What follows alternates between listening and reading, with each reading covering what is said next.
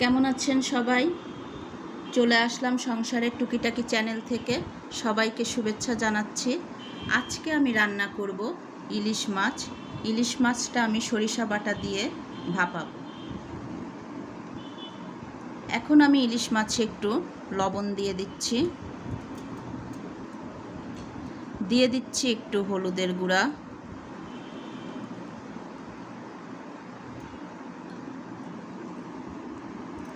এখন আমি একটু লবণ আর হলুদ একটু ইলিশ মাছে মাখিয়ে নেব হালকা করে। আমি মাছগুলোকে হলুদ লবণ মাখিয়ে 5 থেকে 7 মিনিট রেখে দিয়েছিলাম। এখন আমি একটি পাত্রে মাছগুলোকে তুলে নেব। একটা একটা করে এই পাত্রে মাছগুলোকে তুলে নিচ্ছি।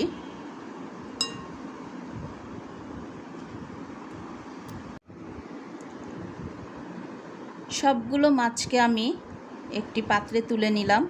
এখন আমি মাছের ভিতরে সরিষা বাটা দিয়ে দিচ্ছি সরিষা বাটা।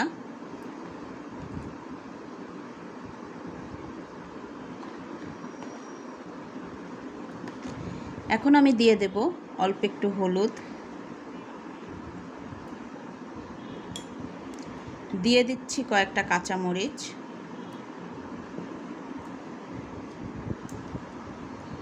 এর ভিতর সামান্য একটু জিরা বাটা দেব।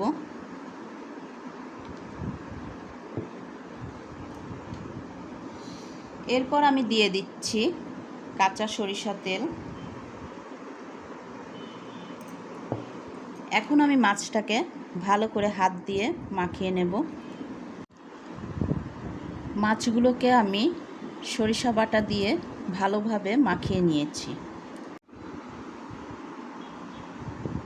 এখন আমি আরেকটি পাত্র নিয়েছি এবং পাত্রটিতে একটু তেল দিয়ে দিয়েছি। এবার এই পাত্রটির ভিতরে এক এক করে মাছগুলোকে সুন্দর করে বসিয়ে দেব।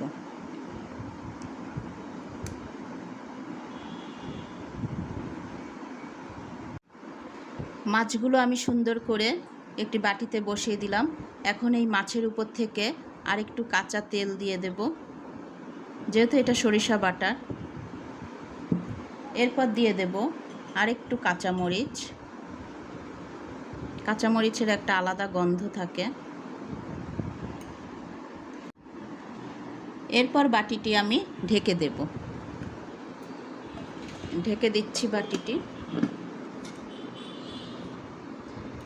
তারপর চুলায় নিয়ে বসিয়ে দেব। চুলাটি ধরিয়ে আমি কড়াইটি বসিয়ে দিয়েছি। তারপরে জল দিয়ে একটি স্ট্যান্ড বসিয়ে দিয়েছি।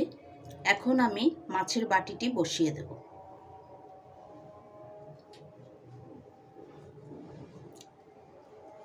বসিয়ে দিলাম মাছের বাটিটি।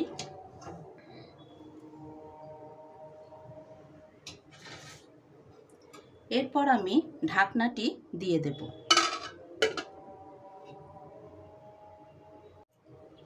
অল্প আঁচে আস্তে আস্তে মাছটি হতে থাকবে।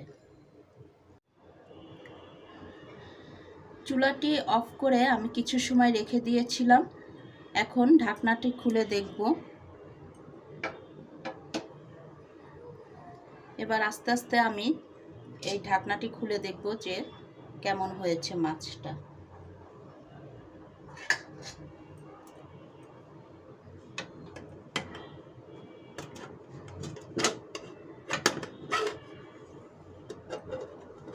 দেখা যাক কি হয়েছে।